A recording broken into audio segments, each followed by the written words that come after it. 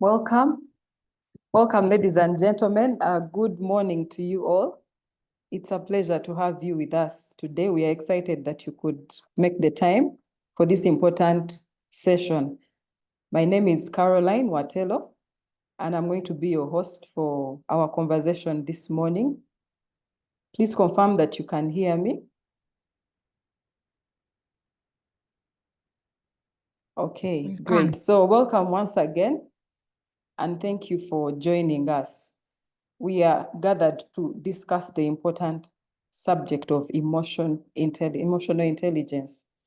And we have a lineup of seasoned speakers and leaders that will be sharing more about the subject and giving us deeper insight into it. But please allow me on behalf of Leading Boards Africa to welcome you this morning. I would like to hear from you. We can use the chat. Please go ahead and let us know your name and your industry, and maybe an expectation or two that you may have as you join us this morning. I'm sure that when you saw the poster or received the invite, there must have been a reason that you accepted the invite. So let's just go on and use the chat. Just let us know your name, industry, and some of the expectations that you have as you join us today. Otherwise, once again, I welcome you and looking forward to a great engagement.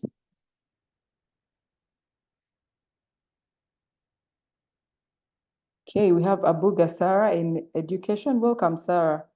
It's a pleasure to have you.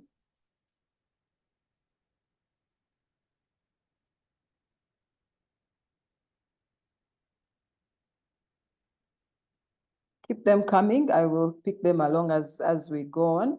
But once again, I'd like to welcome you. Emotional intelligence is a cross-cutting subject, regardless of where you are, whether it is at the office, whether it is at home. Being able to understand and manage your emotions and also understand and influence those of the people around you is critical, especially in the fast changing world that we live in. A lot is changing. There is globalization, and we are able to connect with people from different cultures, from diverse backgrounds and the like. And it can be a bit daunting when you don't have the tools of how to engage. So we are here this morning to have this important conversation, and I believe we will receive guidance. If there are any challenges that you've encountered, I believe by the time we are done with this conversation, you will be better positioned to manage your relationships, both personal and within your teams. Welcome, Priscilla, a legal private practitioner. Welcome, good to see you. Welcome, Ruth Chihumuro in financial services. It's good to have you with us. Shamim Nalwada, good to see you in customer experience. Welcome. I am excited to see that we have a diverse range of industries represented. So I would like to invite Ruth. This conversation has been organized by Leading Boards Africa, and I would like to invite Ruth to just briefly tell us about Leading Boards Africa and the work that the company does, and then we will dive into our conversation. Ruth, are you able to hear me? Yes, I can now hear you, Caroline. Thank you. Okay. Welcome. Please tell us a bit about Leading Boards Africa. All right. Thank you. Allow me to share my screen just shortly.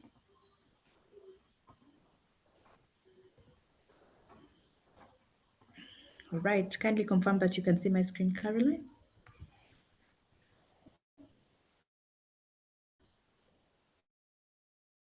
You can see it.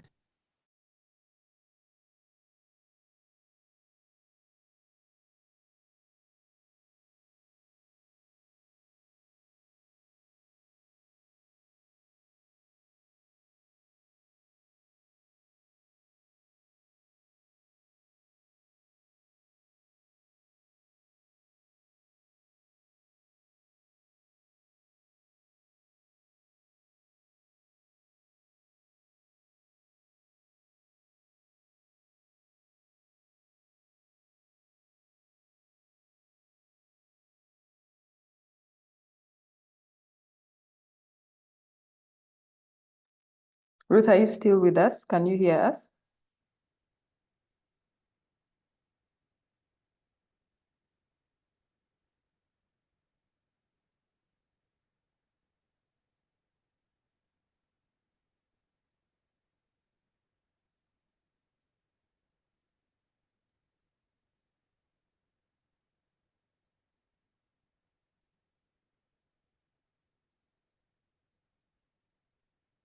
All right, Ruth seems to be having technical challenges, so we'll go right ahead. Leading Boards Africa is a consulting company that provides support to organizations in the area of leadership and corporate governance.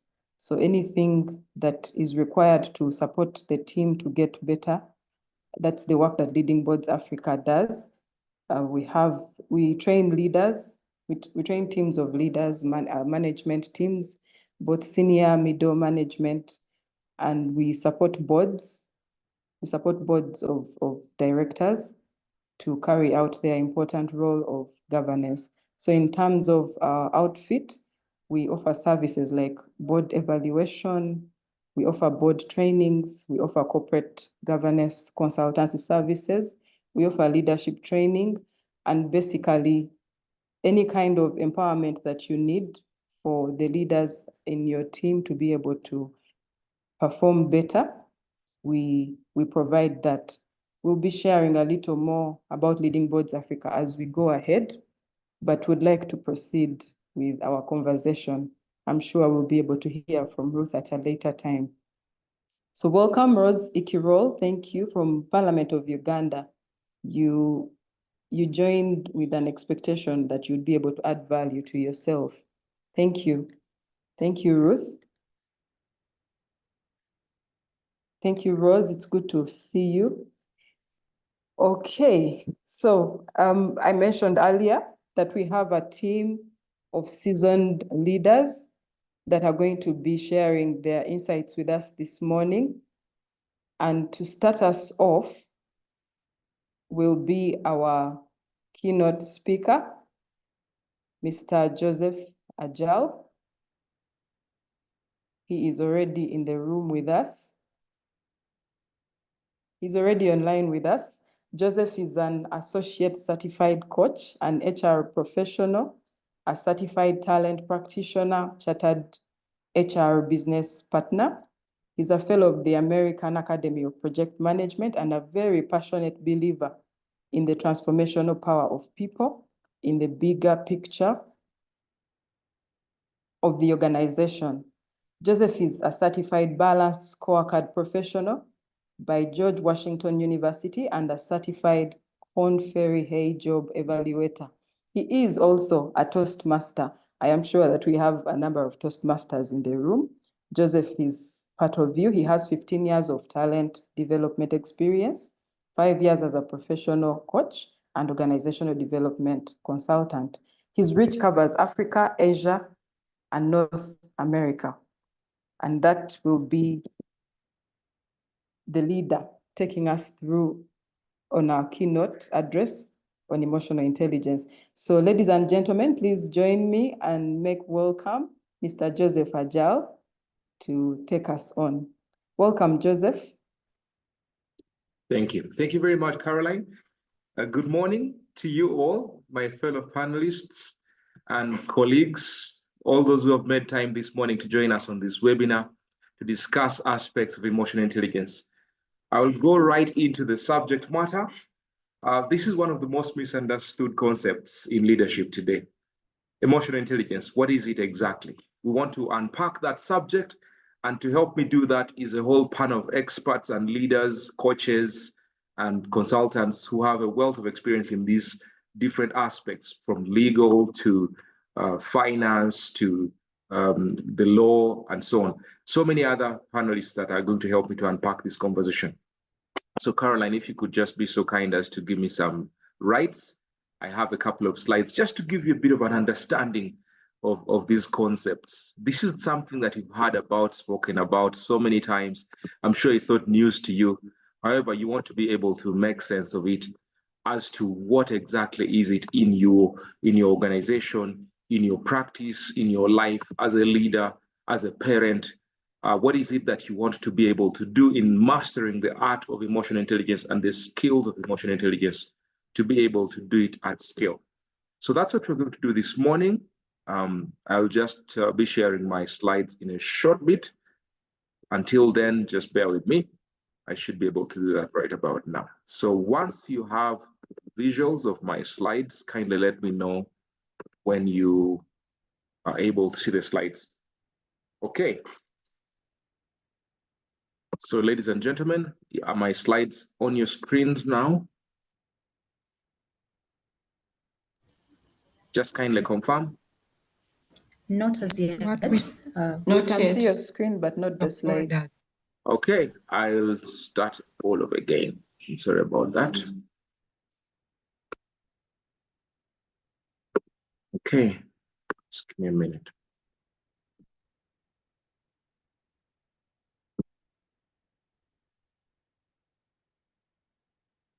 Let's give it one more shot. How about now? Yes, we can see the screen now. Perfect. All right. Let me go to slide mode, slideshow. All right, ladies and gentlemen, very, very welcome to this conversation. I like to call it a conversation. I don't like to call it a presentation because I'm sure this is something you're already familiar with to a certain extent. But let's give it a bit of structure. So what is emotional intelligence, also known as EQ? Some people call it EI. I like to call it EQ, emotional intelligence. There's so many intelligences. And if you know something related to talent quotient, because I'm also a talent practitioner, a certified talent practitioner, you'll understand that there are so many different ways in which you can measure talent and human ability, human capacity. So in the past, especially with our system of education here in this country, most of us emphasized intellectual quotient, also known as IQ. Intellectual quotient is that academic ability that we have to understand things. And the higher your IQ was, the more rated you were. In other words, you were able to memorize very well, and you're able to present back to the examiner what they taught you in class and more, and you scored a distinction. So you are considered to be super intelligent, and therefore you had maybe an advantage over the others in class. Was that enough? Is that enough? Maybe not. So now we are coming to the understanding that the other intelligences, their intelligence is related to kinesthetic, bodily kinesthetic intelligence, for example, the ability to move your body. There are people who cannot do very well in class, but you put them on the sports field and they're a genius. In the football field, they're a genius. You put them in a dance class and they become a choreographer. Everybody is following their moves as they teach everybody else how to move, how to dance. That is called bodily kinesthetic intelligence, all right? It's got absolutely nothing to do with their ability in class to score an A+ or an A star.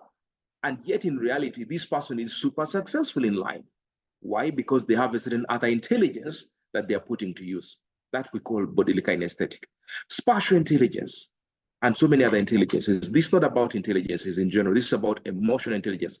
So I'll spend a bit of time unpacking the concept of emotional intelligence. Well, it's defined as the capacity for understanding our own feelings and the feelings of others, for motivating ourselves and for managing our emotions effectively in our relationships. Now, let me break it down for you a little bit further. Our own feelings, that's number one. The feelings of others, that's number two. Motivating ourselves, that's the third one. Managing our emotions, that's the fourth. And our relationships. In other words, no matter how good you are in managing your own emotions, if you're not able to transfer that skill to others in the relationships you have, and especially as a leader, because you manage relationships, that's all you do from 8 to 5. All you do is manage stakeholders. You know, if you're in the legal profession like Fiona, you're managing clients, you're managing boards. If you're in the registry like Caroline, you're managing stakeholders, both up and down and across the same levels as yourself, peers. So it's extremely important to understand and to have the capacity to know yourself and the other feelings of other people, and then to keep yourself motivated and also to motivate others. And that way, you've nailed emotional intelligence. So friends, this is what we're going to be spending some time discussing this morning. Now, like I said earlier, and also with the help of Caroline, we have a whole panel to discuss that with you. So did you know that 90% of top performers have high emotional intelligence? And that life, according to Charles Swindoll, is 10% what happens to you, but 90% what you react or how you react to it. Did you know that?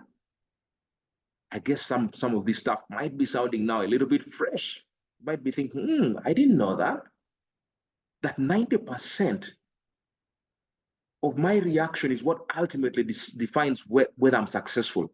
And what is that? It's your emotional intelligence. It's your ability to stay calm under extreme pressure and provocation. That's emotional intelligence. It's your ability to stay unruffled even when everything around you is falling apart. And even when you have the evidence of the need to react, you hold yourself back and say, you know what? There's been a theft. Theft has been somebody has stolen from the organization. There's been some fraud perhaps, but I will not react, because right now, if I react, my reaction will be counterproductive. So let me be patient with this individual and let me address the matter maybe in a day's time when he or she is in a better state to receive it from me, or even I am more in control of my emotions and my reaction. That way, I don't say something that I will regret. That is emotional intelligence, ladies and gentlemen. That is emotional intelligence. Now, emotional intelligence is also responsible for 58% of your job performance. Just your performance alone, not your IQ, not your master's degree, not your PhD, your emotional intelligence, your ability to stay calm under provocation, extreme provocation. No wonder many job descriptions and adverts will say ability to work under pressure. Trust you me, the corporate environment is a high pressure environment. It's a boiler of pressure. It manufactures stress on a daily basis. You have deadlines, you have targets, you have numbers to deal with, you have the EBITDA to worry about, you have stakeholders to manage, you have staff to think about, and their demands are continuously elastic. That requires a high level of emotional intelligence for you to perform. Now, I want to go straight into the components of emotional intelligence. This concept became popular about 20 years ago, pushed by a gentleman called Dr. Daniel Goleman. And he said there are only 5 components of emotional intelligence, just 5. And what are these 5 components of emotional intelligence? The first one, self-awareness. Remember when we talked about the definition, let's go back a few slides, the definition of EQ. We said emotional intelligence is the capacity to understand your own feelings and the feelings of others, and subsequently to motivate yourself and motivate others whilst managing your emotions effectively to build good relationships. Now, let's go back again to the 5 components of EQ. Self-awareness. So that's the part about managing yourself and knowing yourself. Self-awareness is critical. Secondly, self-regulation. It's not enough to know that you have a quick temper. It's more important to understand that when your temper is welling up inside of you because of circumstances in the outside environment, you're quick to put a plug on it and say, not now, not now. Some self-talk might be required at that point in time. The need to walk away from the situation might be required at that point in time. That's self-regulation.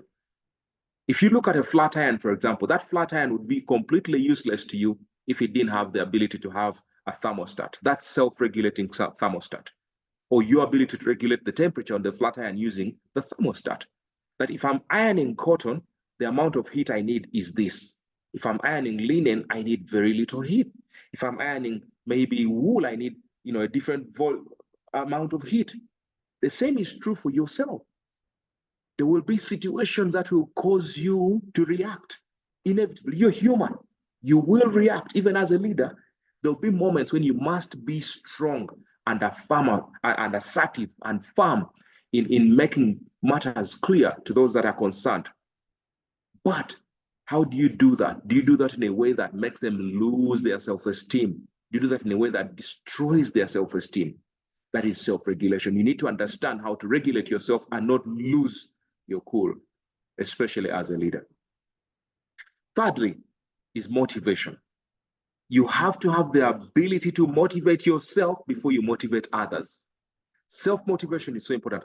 In fact, there's this misnomer that has been used a lot in corporate Kampala about motivation.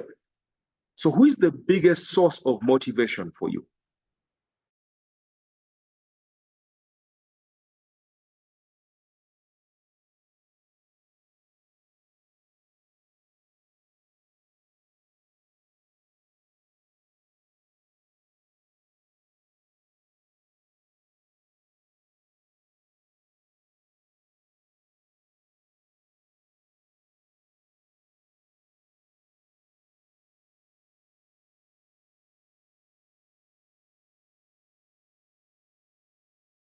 Okay.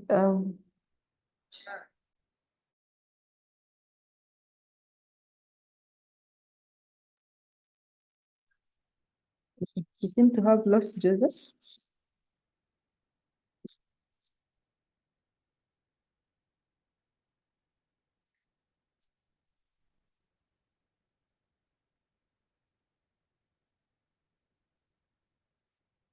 Okay, we seem to have lost Joseph for a bit, but I'm sure he'll be connecting soon. And he's talked about a number of things so far, which I believe that you're thinking on as we go along. He's talked about self-awareness, and I'm just here thinking through how well do you know yourself? That's something for you to ponder on, even as we continue with the discussion. How well do you know yourself? And how have you managed when you found yourself in situations that would ideally cause you to react? How have you managed that? Something to think on as we continue the conversation. Joseph will be with us again shortly, but just take time and think through. And as he's highlighted, there is myself as a leader to deal with, and then there is the team that I work with. So how well do you know yourself? Okay, Joseph is back on. Joseph, we lost you for a bit there. Yes, sincere apologies. Our Wi-Fi went down because of a power cut in the neighborhood. But I'm sorry about that. I am back now. I don't know how far back I left my audience. Sincere apologies, good people. I don't know how far back I left you. Monica, how far back did I leave you? Just talking about motivation, the importance of motivation. Motivation. Okay, good. All right, Carol, please give me rights so I'm able to continue with my slides. Thank you very much.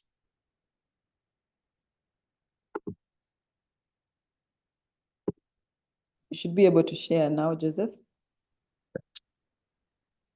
So I will continue from where we stopped before I had the cut. And that is on the aspect of the 5 components of emotional intelligence, according to Daniel Goldman.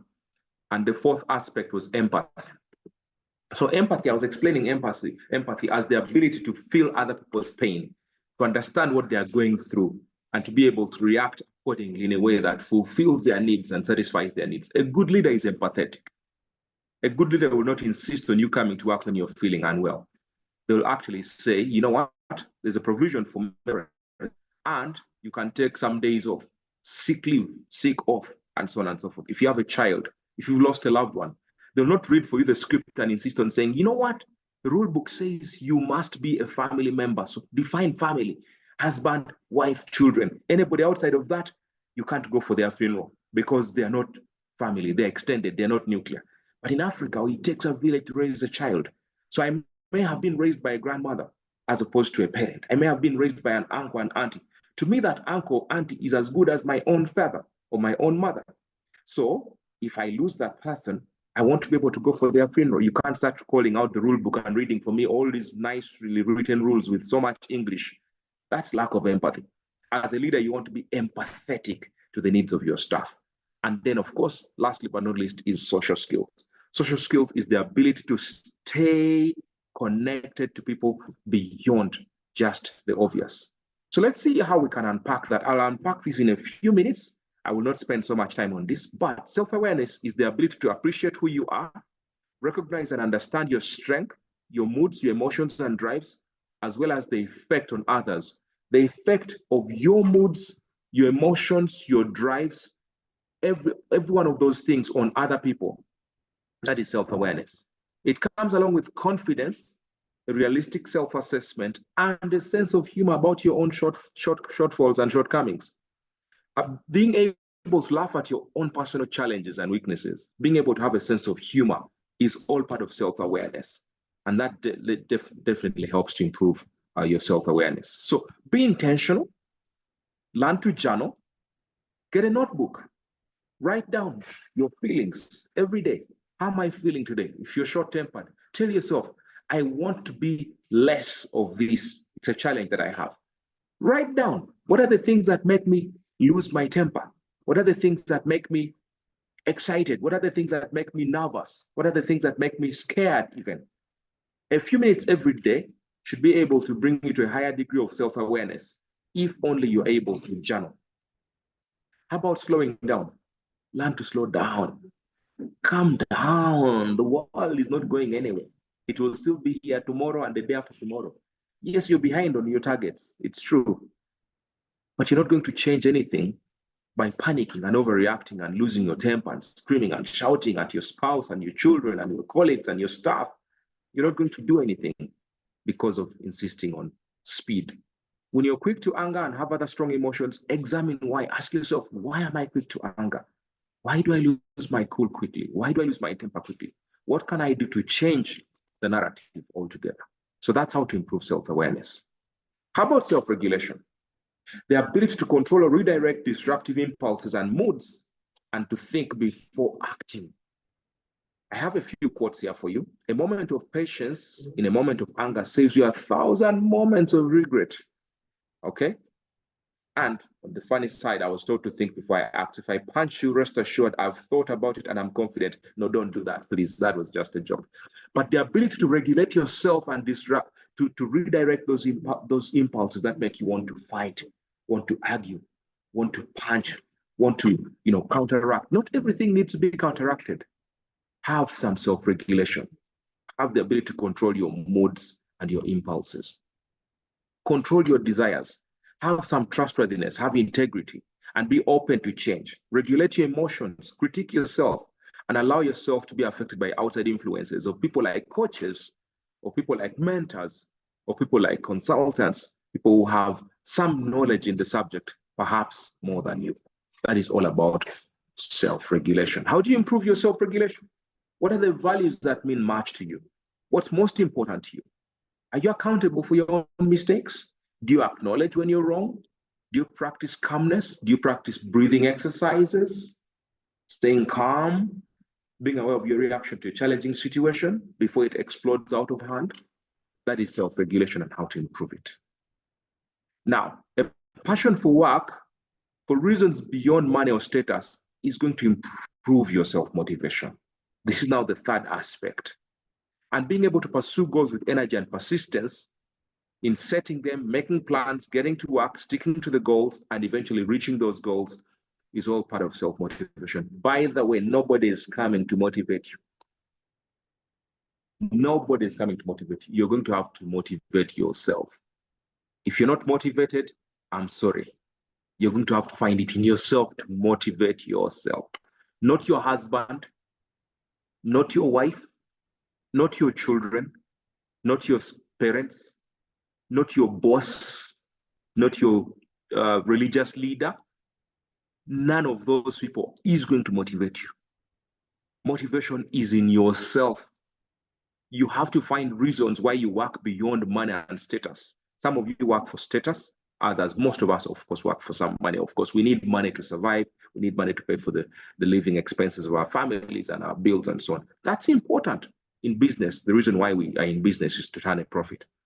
But what are those reasons beyond money that make you go to work? That is the reason for your motivation.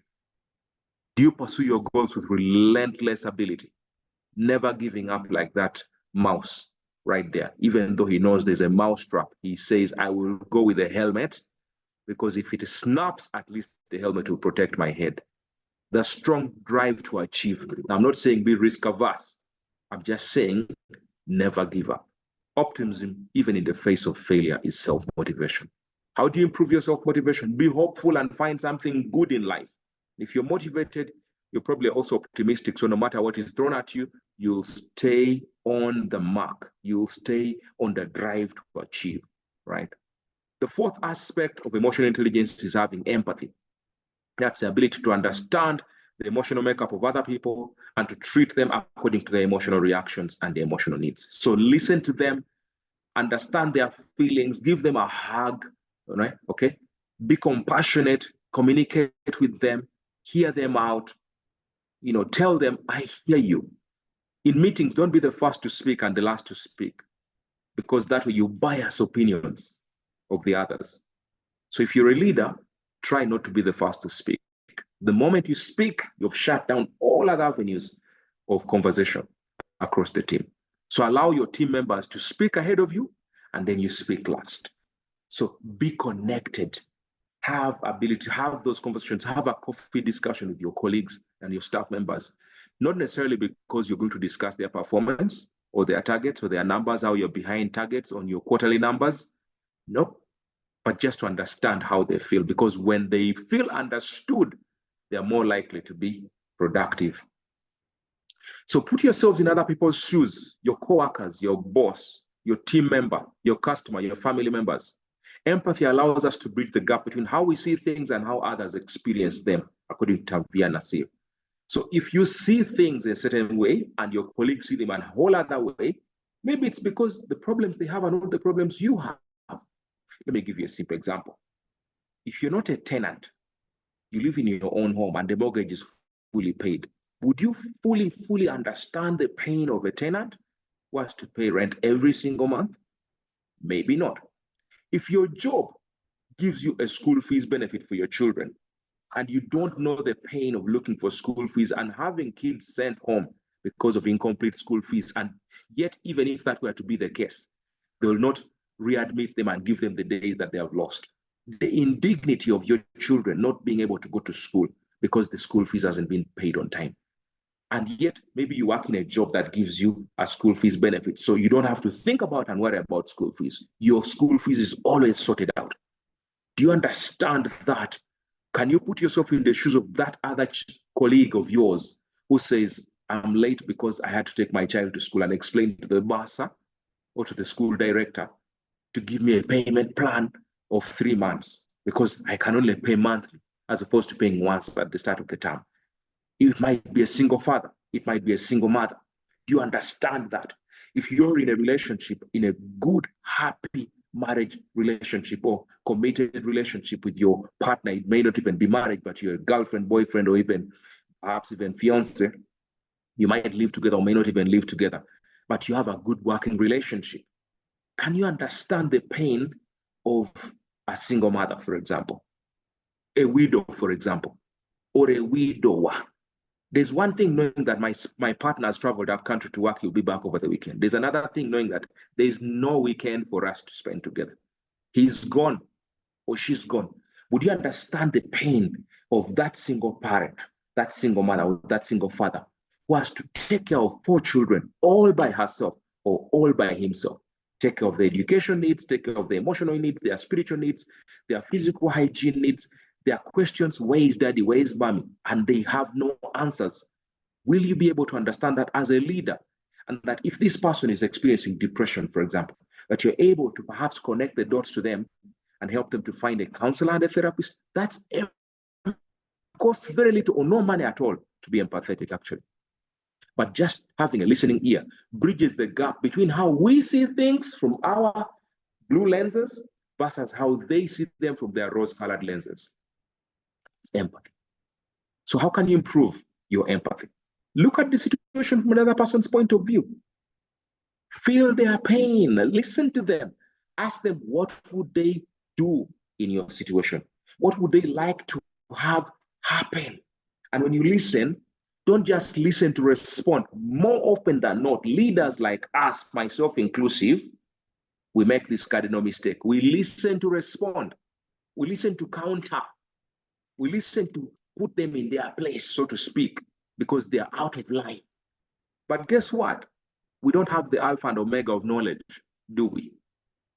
As Gen X's and the earlier generations of millennials, we don't know all the answers. Centennials, the Gen Zs or the Gen Zs, know a lot of stuff. The Gen Alphas, our children who are now coming up, they know a lot of things. They might be a lot more tech savvy than you, and so they have some latest information based off of the internet or from a school project that even you, the father or mother, don't know.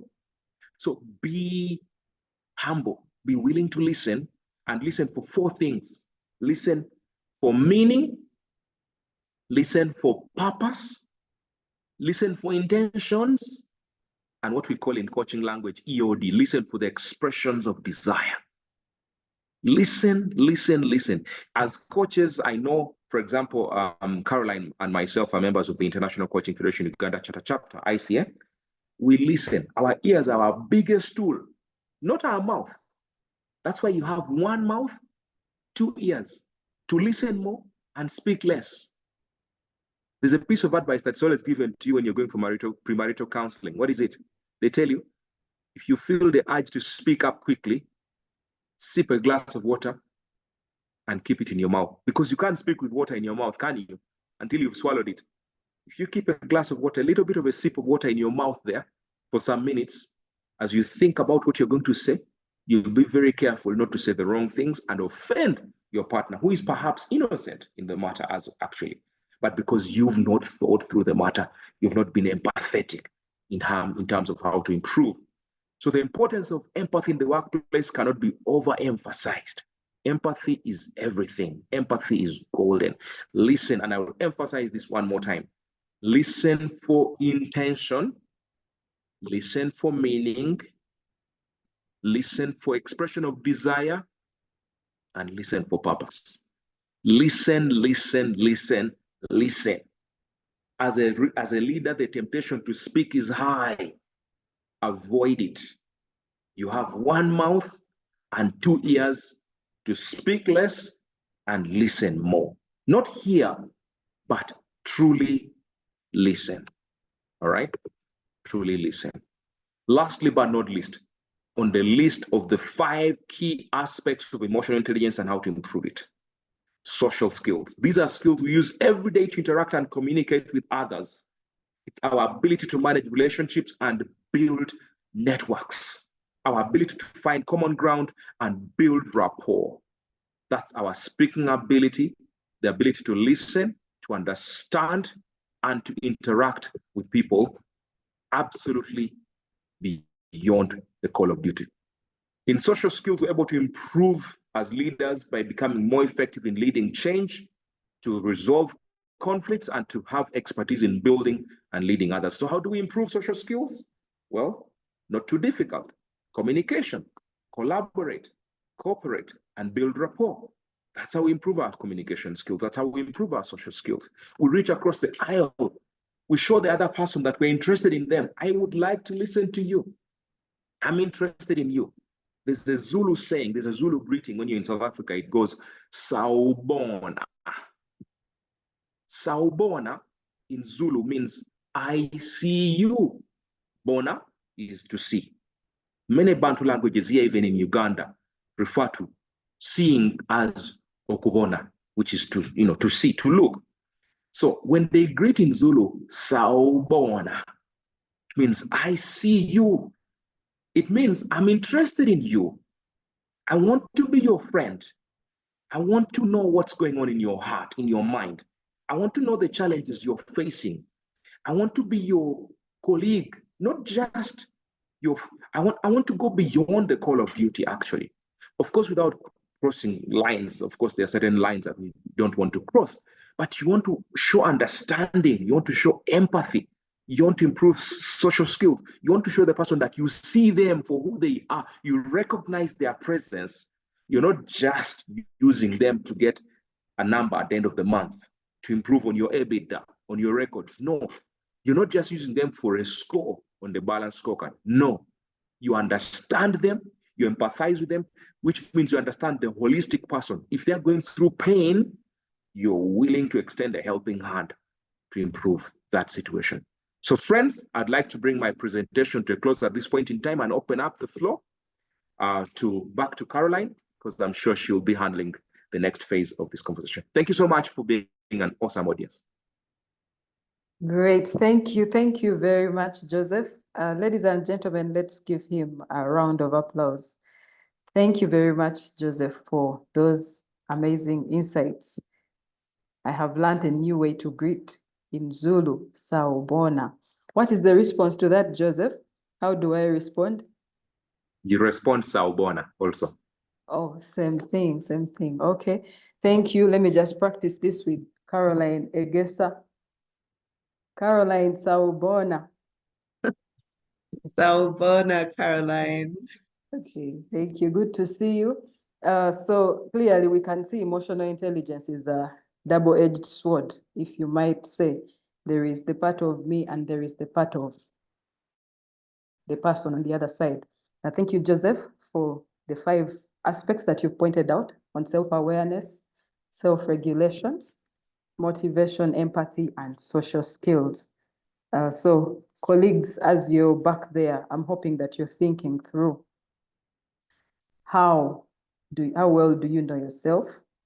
Do you know what makes you nervous, what makes you angry, what makes you react out of the ordinary? And are you able to manage that? How are you motivating yourself? How are you ensuring that you're coming to the team or to whatever environment you're coming into with your best self, if I might put it like that? And then empathy, how easily do you put yourself in the shoes of others? I think this is a challenge for us as leaders, especially when you have a task that must get done and someone on your team does not seem to be available. But as Joseph has pointed out, there could be something going on the other side. And do we have the patience and the empathy to find out and put ourselves in their shoes? So a lot for us to chew on. Thank you very much, Joseph. I would like us to take a short break. Please keep the questions. I know that you have questions after you've heard from Joseph. Please note them. We are going to have a session where we'll be able to take the questions and receive responses. Please note them. But at this moment, I would like us to take a quick break, a quick 5 minutes break. This is the time for you to pick your cup of tea or take a glass of water. And as we do that, we'll still have some information running on your screen regarding the different activities that we have coming on. So we'll take a 5 minutes break. And when we return, we shall be hearing from our team of seasoned panelists. So thank you very much, Joseph. A lot of applause coming to you in the chat. Thank you very much for the splendid presentation. We will continue with the conversation shortly.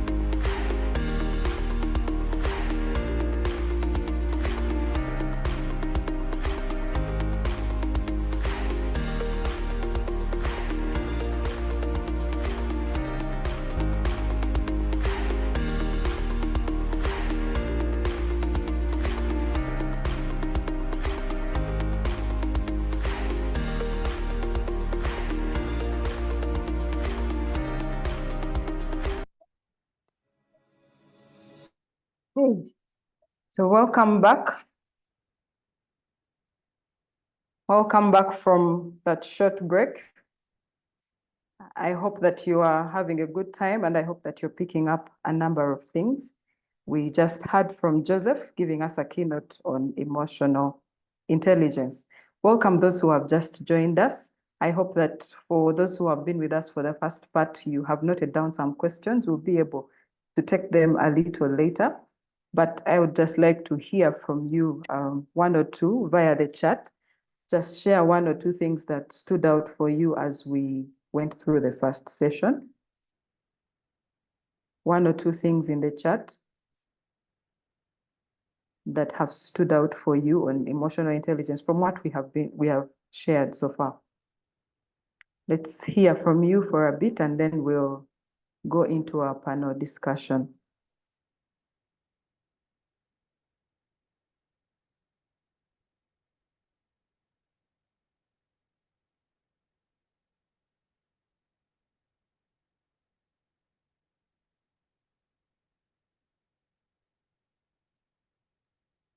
Okay.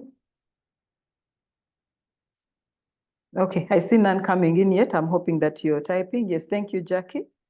Jackie took note of the need to motivate yourself. No one is coming to motivate you as the leader. Thank you, Nancy. Listen more, be empathetic. Take into account other people's feelings and emotions, very important. You have 2 ears and 1 mouth for a reason. Thank you, Susan. We listen more than we speak. Thank you. Thank you, Shamim. Life is 10% what happens to us, and 90% is our reaction.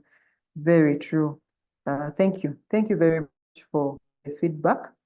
I'm excited to see that we are picking on a number of things here and there. So we would like to go into a panel discussion. As I mentioned to you earlier, we have a team of seasoned speakers that will be taking us through. We'll be having an engagement with them, a Q&A engagement with them. But we'll also have a Q&A session dedicated to your questions at the end. So joining us this morning to begin with is Ms. Caroline Egesa, an advocate, governance consultant, and life coach. Caroline is a corporate governance, leadership, and management consultant and team lead at Anava Consultancy. She comes with 16 years of expertise in leadership development, empowerment coaching, team coaching, and mentoring. She's dedicated to driving growth and transformation for individuals and organizations. Caroline currently serves as the board secretary and leads the legal advisory services team at Uganda Registration Services Bureau. Her profile is quite detailed, and I believe you can see it on your screen, but allow me to welcome Caroline. Caroline, you're muted. Thank you very much, Caroline, for the warm welcome, and I'm very happy to be here. You're welcome. It's good to have you. Thank you for joining us. Next on our panel is Professor Monica Chibita, a media journalism and communication specialist. Professor Monica is a professor, Dean, School of Journalism, Media and Communication at Uganda Christian University, and has 3 decades teaching and administrative experience at higher education institutions. She has served on several boards, including Uganda Broadcasting Council, the New Vision Printing and Publishing Corporation, the African Center for Media Excellence, the East Africa Communication Association, Amref Health Uganda, and several more. She's passionate about communication, participation or engagement, teaching, and leadership. Professor Monica, it's great to have you with us this morning. Welcome. Thank you. It's an honor to be here. Okay. Great, thank you. And finally, on our panel, we have Ms. Pheona Wall, the current Chief Executive Officer for the League of East African Directors, also known as LEAD. Pheona is an advocate of the High Court of Uganda and a chartered mediator. As I've highlighted, she's the CEO at LEAD, and senior partner at Nabasa and company advocates. She's also founder for Fidelis Leadership Institute and recently has served as president of the Uganda Law Society. Pheona is currently a member of a number of boards and has served as non-executive director for several, including the Commonwealth Lawyers Association, East African Law Society, the JLaw Steering Committee, Uganda Law Council, and the Judiciary Council, among others. Welcome, Pheona. It's good to have you with us this morning. I see Viola in the chat is excited to see you. So welcome, Pheona. We are looking forward. We're excited and we are looking forward to engaging with you this morning. So we will dive right into the questions. Once again, I thank you for joining this conversation, and I request that you note down any questions that you may have so that we can handle them later after the panel is done. So we'll start with Joseph. Joseph, once again, thank you for that brilliant presentation on emotional intelligence. And this question, the first one, goes to you. We'd just like to hear from you. How would you define emotional intelligence? I know you've done it in the beginning as you spoke, but we have a number of leaders that joined us even while we were on the break, and just would like you to beg your indulgence that you go a bit into it again, define emotional intelligence for us in the context of leadership and why it's crucial for effective leadership in today's world. Thank you very much, Caroline. And I also want to extend a very warm welcome to my fellow panelists on this conversation. First of all, emotional intelligence, like I said at the start, is very misunderstood. Many leaders and many people in general don't understand the meaning of emotional intelligence. The one thing that most people know is IQ, which is intellectual quotient. That's the ability to pass exams. It simply means that you're good at memorizing content that you're given in class, and that you're able to regurgitate that same content back to the examiner, and you get an A star or an A+. Fine. But does that necessarily mean you're going to be successful in life? We've seen so many examples, sadly, of very, very, very successful people in academia who are extremely unsuccessful in life because they have not been able to connect the dots between their intellectual ability and the emotional intelligence in the world of work. So emotional intelligence is defined as the capacity for understanding our own feelings and the feelings of others. So it starts with ourselves, understanding our own feelings, self-awareness, in other words. And when we understand the feelings of others, we then motivate ourselves. That's self-motivation. We manage our emotions. That's self-regulation. We build relationships. That's social skills. In other words, I've summarized all 5 key tenets of emotional intelligence. It's self-awareness. Starts with yourself. Self-regulation. You know your temper is welling up within you. Are you quick to speak, or do you want to listen first? And even when you have a justifiable cause to be angry, do you stay there and wait to explode, or do you walk away and cool down, take a walk, take a run, and come back when you're calmer and able to address the matter, even when you're justifiable in being unhappy? Motivation. What is it that pushes you beyond money? What pushes you beyond your title?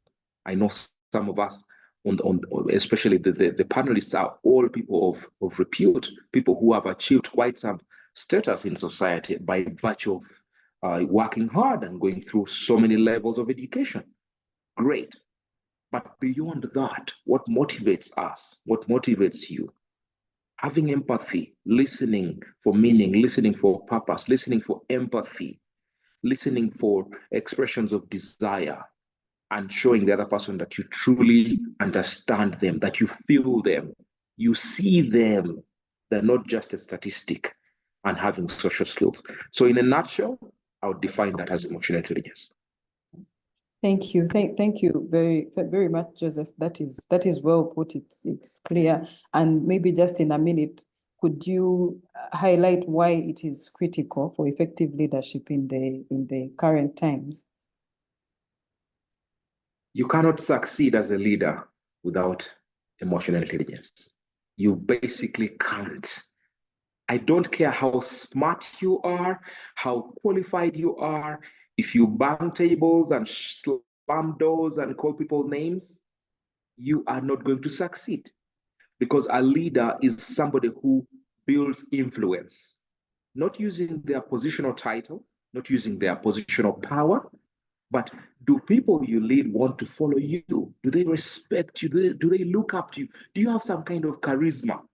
And I don't want to overemphasize charisma because it can be misunderstood and misused. But a leader must have a certain dose of charisma, the ability to influence and impact on the people's lives, the people that they lead, that they have that respect for you and look up to you and say, this man or this woman has been responsible for my career, has been responsible for the success of my life.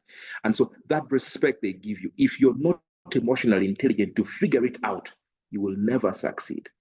So let's not overemphasize. I know our education system has emphasized academic progress over emotional intelligence, but the time has come for us to rest the need for academic credentials. It's important, don't get me wrong, but it's not as important. 58% of your success is dependent on your emotional intelligence, not your intellectual abilities. Thank you. Thank you very much, Joseph. Indeed, as you've pointed out, it's even more critical than the IQ that we have glorified in the past. Thank you very much for that.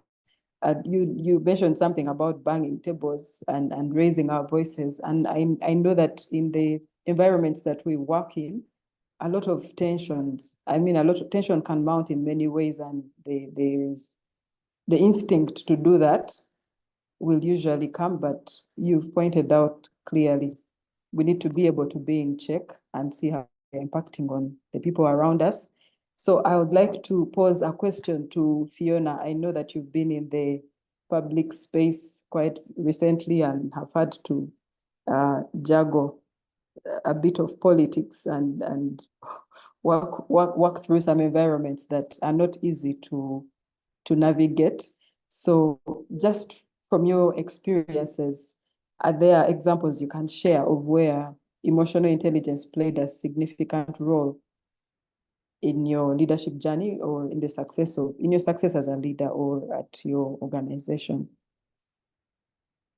Thank you very much, Caroline. Thank you so much, Joseph, and the rest of the panelists. Joseph, that was a great presentation.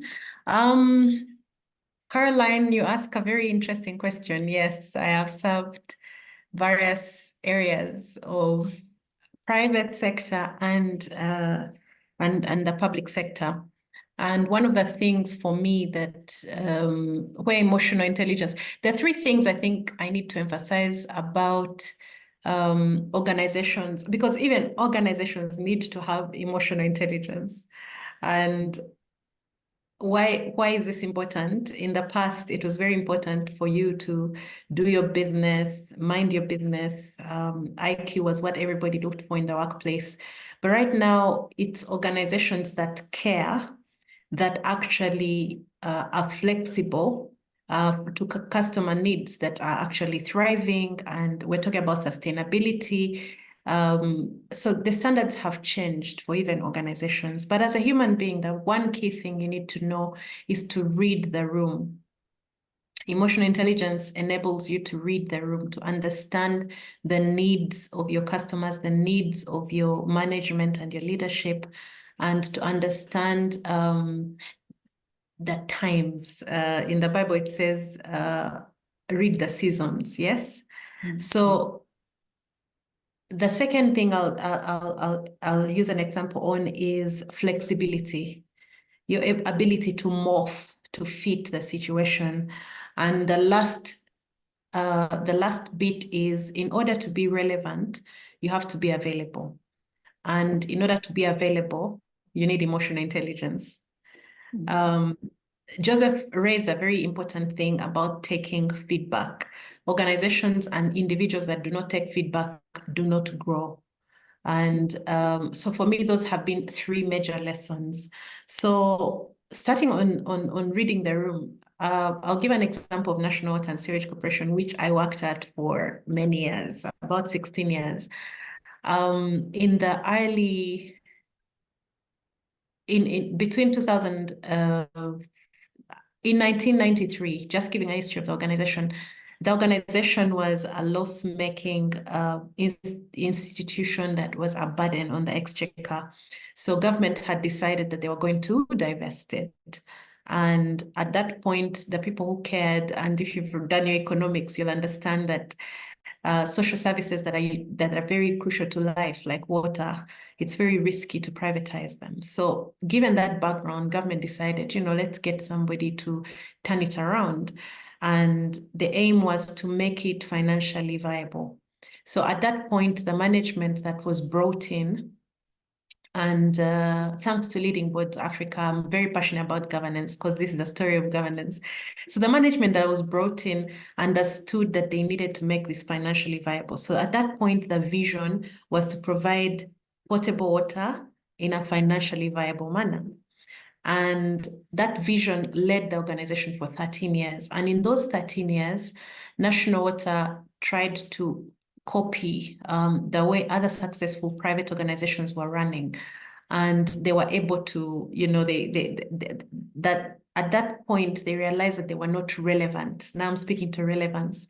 And they said, in order to be relevant, at that point, water bills were like 5,000 shillings. They were the smallest bill for anybody. And yet nobody was paying bills. So they said, how do we become relevant? They said, our mission now, and our motto is going to be the customer is the reason we exist. And the organization went through training each and everybody down to the plumber to understand that the customer is the reason they exist. So we spent years endearing ourselves to our customers to the extent that customers would actually call us when there was a leakage. People felt that they owned the organization. And it was because we morphed ourselves to be relevant. We listened, we paid attention what was happening in the room. But times changed and National Water became a profit-making institution. So what? We were calling ourselves National Water, but we're in 23 districts. So another era comes in and a new MD comes in. And that new management now decides, how do we remain relevant? How do we read the room? The feedback we're getting is that people don't have water. So the new vision became water for all. It was no longer profit.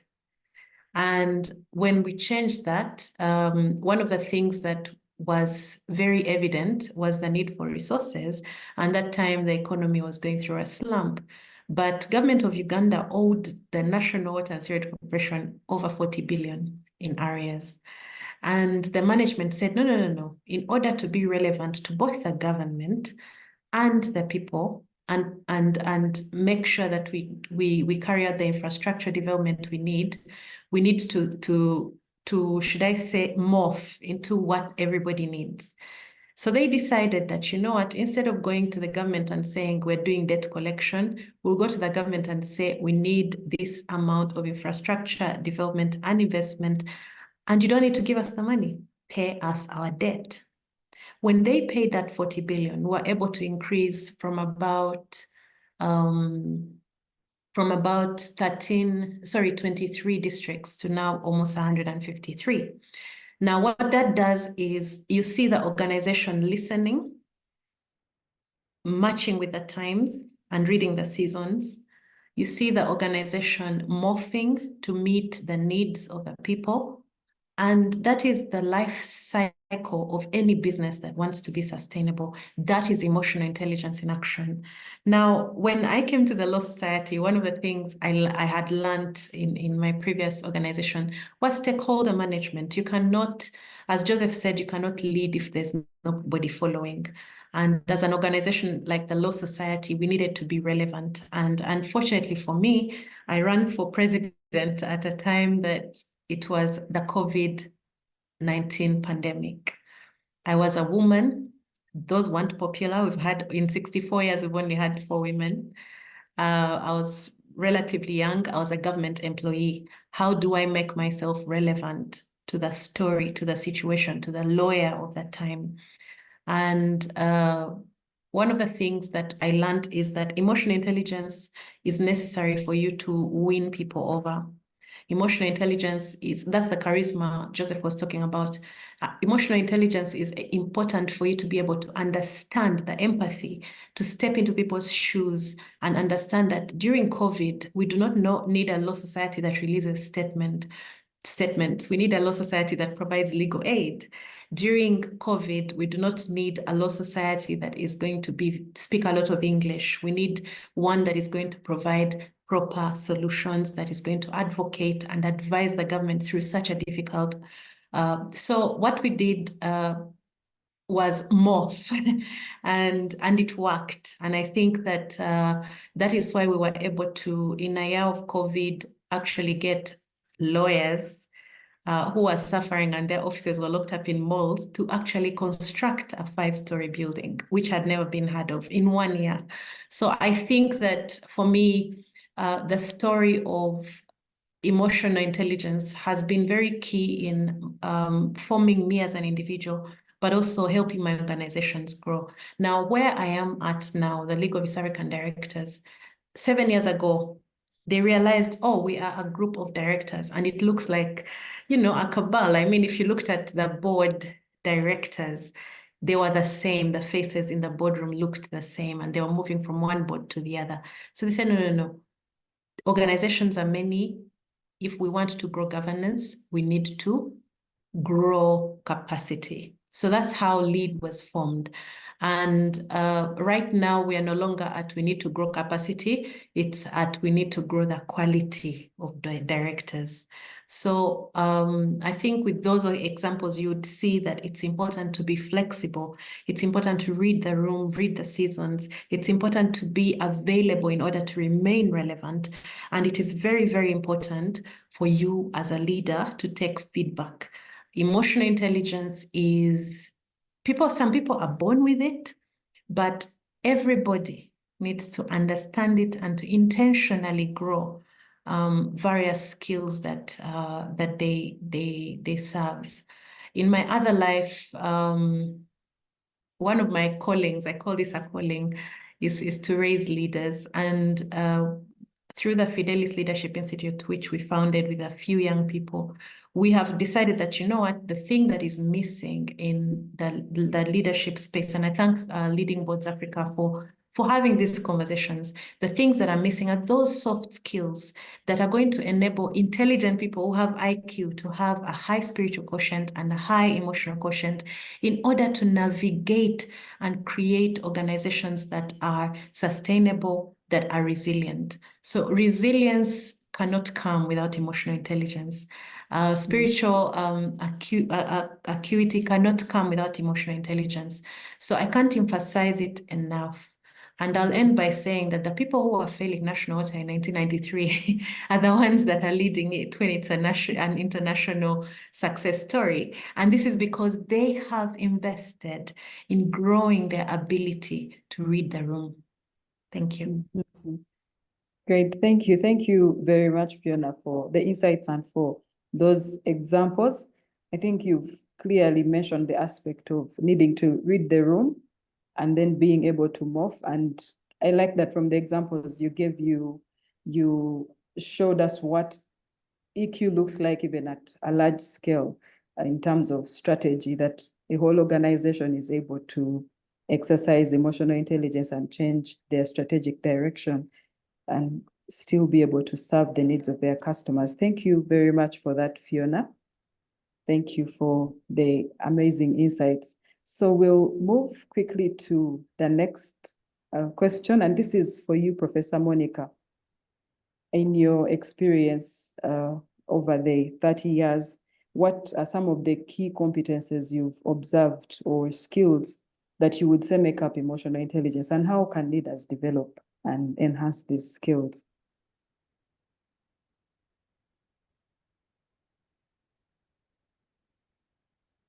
Forgive me for committing that sin. Of course, with the keynote speaker and Pheona, these have been elaborated, but I'll very quickly go through some of them. First one is self-awareness. And when you talk about self-awareness, it sounds like this philosophical thing and so on. But the way I look at it is, look at yourself in the mirror as a leader and ask yourself, who is this person? What makes them tick? What matters to them? What can they and can they not stand? What can they and can they not deliver? A lot of times as a leader, you're tempted to kind of mimic the leader that was there before you, especially if the leader was a very successful leader. But I think it's important to kind of carve out a space for yourself so that you are not just imitating the leader that was there before you, but actually charting a path of your own. And I like what Pheona was saying there about being open enough to morph when it is necessary to morph, so that people don't put you in a box and say, this Monica is this and this is what she does. But understand that when the situation requires, you can actually wear another hat so that things move forward. I think the best time to learn that was during the COVID-19 pandemic, where all of us as leaders were required to do things we thought were impossible to do to hold the team together. The other things, of course, are what kinds of skills do you need to develop self-awareness? And the keynote speaker spoke about mindfulness. He used other words, but he spoke about mindfulness, where you are aware of what is going on and also what emotions are going on together with what is happening. For example, a colleague has missed another deadline after you warned them that this was life and death, maybe there's a grant at stake. You calmly acknowledge that the deadline has been missed. You calmly acknowledge the fact that it makes you angry, and in fact, maybe you are even tempted to yell at them, but you also have the maturity to say yelling is not the solution to this situation, and then you respond differently, respond more maturely. The other thing is making time to reflect on your experiences and reactions. For example, in that situation I've just described, you can just say, I resisted the temptation to yell at this person, and what have the consequences been? Have the results been better or worse than I would have expected? The keynote speaker mentioned journaling. I think the idea of documenting your emotional process is a very important part of this. And so a journal is the most typical way of putting down your emotions, interrogating them, saying, I felt rotten today. I really, really felt rotten. I hope tomorrow is another day. And these are things you can't tell even your closest friend, but you can put down on paper. And sometimes when you go back, you get some new insights. The last thing I would like to talk about is the importance of not just receiving, but accepting candid feedback. Sometimes we don't really receive or accept candid feedback. The other thing I'll talk about quickly is empathy.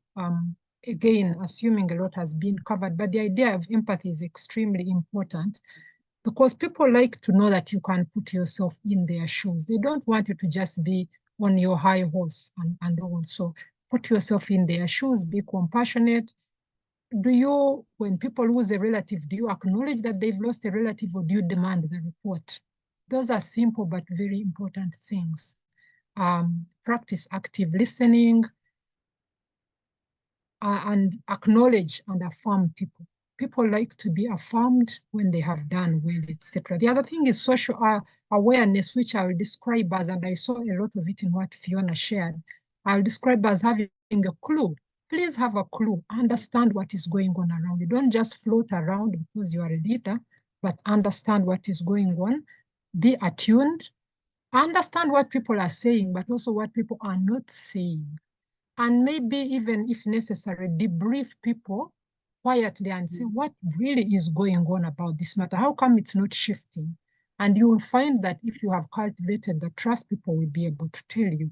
The other thing is relations management. Building and maintaining relationships, resolving conflict is a very, very important one, very important. And then inspiring and motivating other people. Pheona talked about developing leaders. I think that's where the crux of the matter is. And this has to do with communication, collaboration, and so on. There are other things we could talk about, but those are some key ones. Thank you. Thank you. Thank you very much for those, Professor Monica.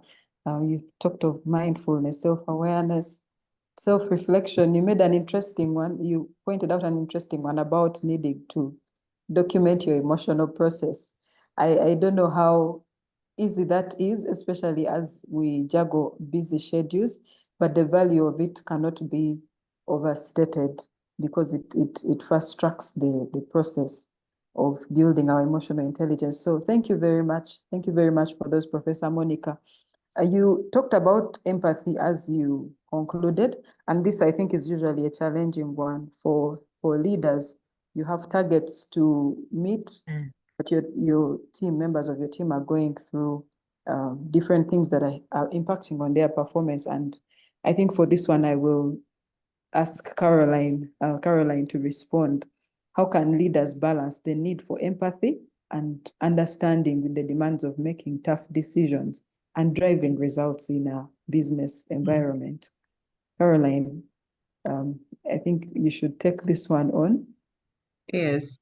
Thank you very much, Caroline, leading both Africa, guest speaker, Joseph, and my fellow panelists. Yes, a lot has been said about empathy as it's come through, but it's also important to appreciate that all your staff members as a leader are there to feed into the organization. There's a reason why they came to work for the organization, and the organization also has the shareholders. They must make profit. They have a brand out there. So it's important that any leader enables their staff, their employees to appreciate the values of the organization, appreciate the vision, mission, and objectives of the organization, because that is why we will all be there. That is why we did the interviews, that's why we showed interest, and that's why we got on board. So it is key to put the organization at the forefront, and to be able to set the targets of the organization, the strategy of the organization, but also to ensure that everybody knows the role that they play in ensuring that the organization is implementing the strategies and we are seeing results. That is really key. But of course, we are all talking about to be able to have that organization, to have the objectives of the organization. Everything is delivered by people.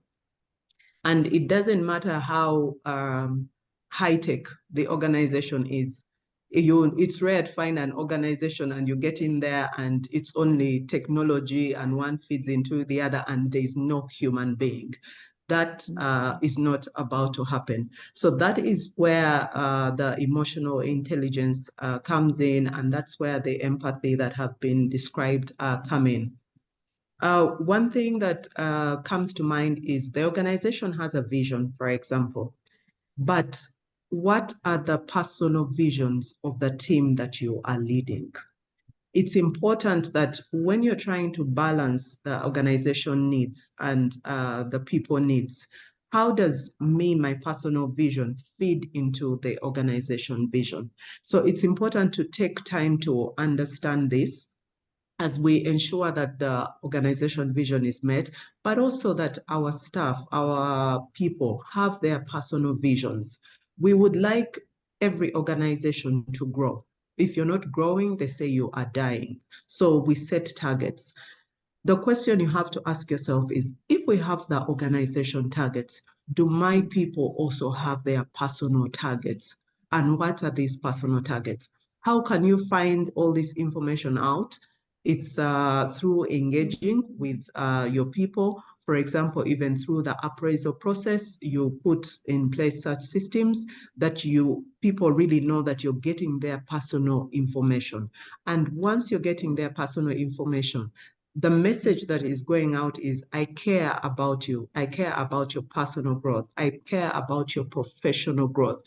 And in that caring, then somebody says, I will be loyal to this organization because I know they care about my growth, they care about what is happening to me.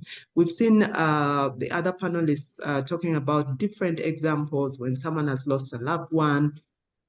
For example, I'm very passionate about motherhood, and we know that as mothers who come to the workplace, there's so much going on as far as family is concerned. So I will have a vision as far as raising my children, for example, is concerned. And I know even the men here as parents, you have that, you have those goals as far as your children are concerned. So does the organization, for example, if I have a special needs child, as leaders here on this call, I'll maybe ask that question and no need for answers. How many of us in our leadership roles know if our employees have, for example, special needs children? What does it take to raise a special needs child? What is this parent going through? As much as I have set the organization targets, how am I enabling them and how am I being there for them as a leader and recognizing that they need a special working environment, so to speak? If COVID came and we know we can work from home, if this person tells you that I really need to work from home for the next week, you might not even go to ask very many questions because you trust this person. And should you allow this person to work from home for that week, trust you me, when they are back, because you've indulged them and you're saying, I trust you, maybe I don't even need to know the details of why you are away, but I trust you, then that would mean that this person will be very loyal to your organization. And should you, even as a leader, need that person to go the extra mile, they will go the extra mile because you also went the extra mile. So to be able to balance and to answer your question is, it's a give and take relationship. So as leaders, we must be mindful that it's not just because someone signed a contract, so you have to take everything from them. As they come in and they're giving unto you, you have to recognize that you have to give back to them. And it's not about the salary. No, it's not about the money. It's about who they are and are they growing and are you meeting their personal needs or creating an environment for them to be able to meet their personal needs. So once you appreciate that it's a give and take relationship and that it's important that everybody wins. Not only that organization has to win, even I as an employee, I must win. And you must be able to point out that as the organizations win, then even you as our staff, you are also winning in 1, 2, 3 areas. Then we shall all win. Thank you. Thank you. Thank you very much, Caroline, for that elaborate response. I think I'm noting one, that organizational values and goals need to be well articulated. And after we've done that, then the personal goals or values also known and how do they align with the organization. And then that calls for continuous engagement and attention to where your team is and what is going on around them that could affect how they operate. And so as leaders, there's a need to be aware of that and be able to come to a decision that is for the benefit of both the organization and the individual. So thank you very much for highlighting that indeed it's a situation where we both must win. Thank you very much for those insights. So I will have one more, and this goes to Professor Monica, and then we'll open it up to the audience to ask some of your questions. Would like to respect your time and finish by 11 as we promised. So Professor Monica, this one goes to you. Looking ahead, how do you envision the role of emotional intelligence evolving in leadership, especially in light of technological advancements and changes in the workplace? It has been pointed out quite well that work is done by people, even when we have robotics taking a good, taking space in the workplace. No matter how much you do that, you will still need people to a certain extent. So how do you envision the role of emotional intelligence evolving? Thank you. There's an expression I like. It was coined by Herbert Barber, and it says we live in a VUCA world. I'm sure you've heard about it. V stands for volatile, meaning change is rapid and unpredictable in its nature. That the world is uncertain, the present is unclear, and the future is uncertain. Complex for the C, many different interconnected factors come into play with the potential to cause chaos and confusion. And the last one is A, ambiguous. Because of this, there is lack of clarity about a lot of situations. So there's a heightened need to navigate complex and ambiguous situations today. And today's leaders need EI more than ever before. And leaders with high EI can adapt more easily to these very, very volatile situations. And this, again, I like to talk about COVID-19 because it shocked my system. This was brought into stark perspective during the pandemic. It required maximum emotional intelligence for any leader to even keep their teams together, let alone meet targets, because we gave up on targets. But even holding the team together required a lot of emotional intelligence. I'm sure you can remember some of your situations. And one of the legacies of COVID-19 is the word virtue. The leader of the future needs to manage virtual and diverse teams. Now, the strange thing about virtual teams is that, well, you don't see them. They are teams, they are employees, they are working, but you don't necessarily see them the way you see your physical people. So you can't reprimand somebody directly. You can't even know if they are working. So are you able to gauge if your team members are engaged or they are totally disengaged? Are you able to know if the new ones are integrating or they have remained in the culture of their old organization?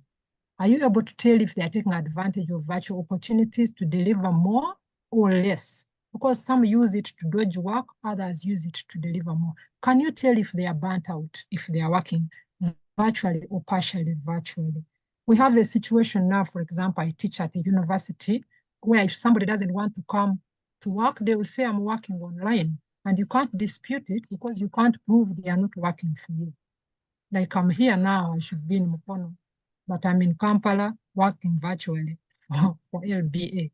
So I told them what I was going to do, but you know, so leaders who demonstrate awareness, empathy, and all those things we talked about can foster a sense of belonging and cohesion in virtual teams, in complex teams, in diverse teams. Secondly, there is a competence that requires harnessing artificial intelligence and automation, and this has been mentioned. And artificial intelligence, of course, has been demonized. Most people, when you mention artificial intelligence, they think of fake things and all. But when you think about it, we actually all are increasingly depending on artificial intelligence.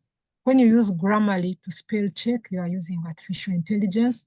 When you use search engines like Semantic Scholar for us who are in academia, or Elicit, which are able to pull things up for you very quickly so you can synthesize them, or they can even synthesize and you can refine, you are using artificial intelligence, but there are ethical issues that come with this.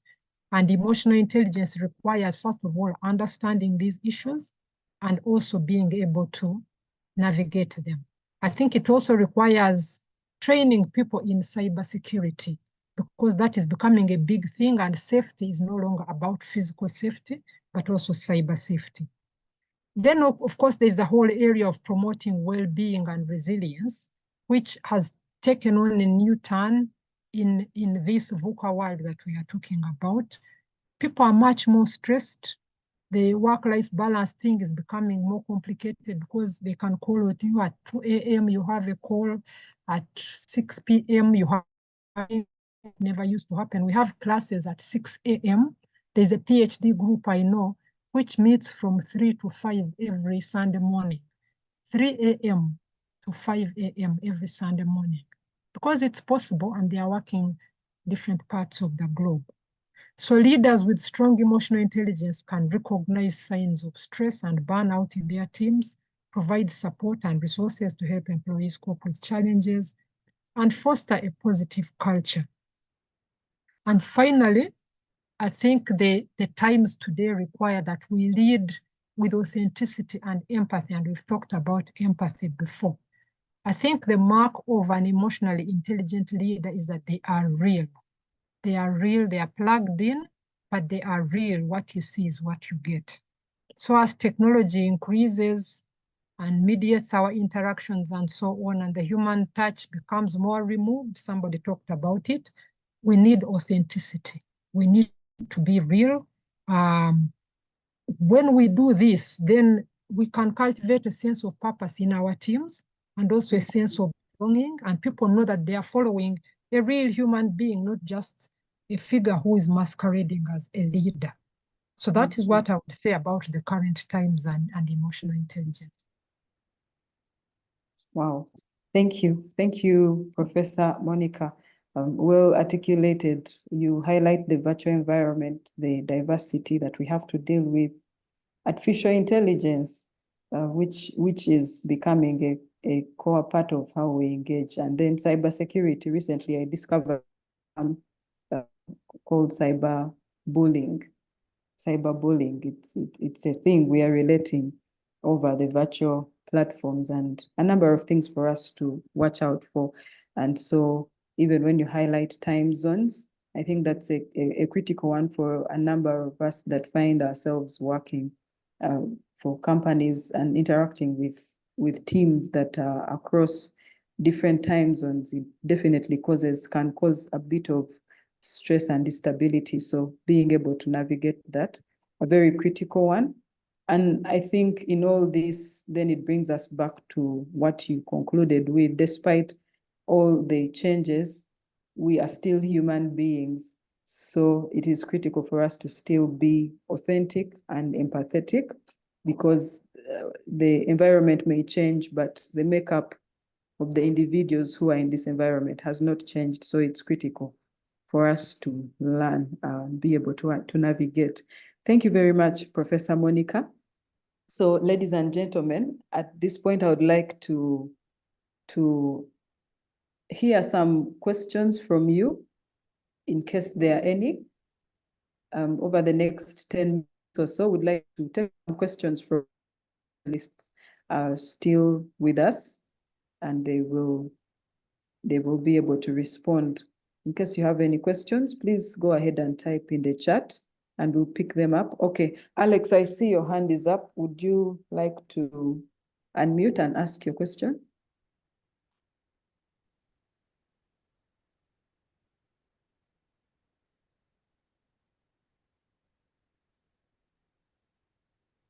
Alex, we see you, but we can't hear you.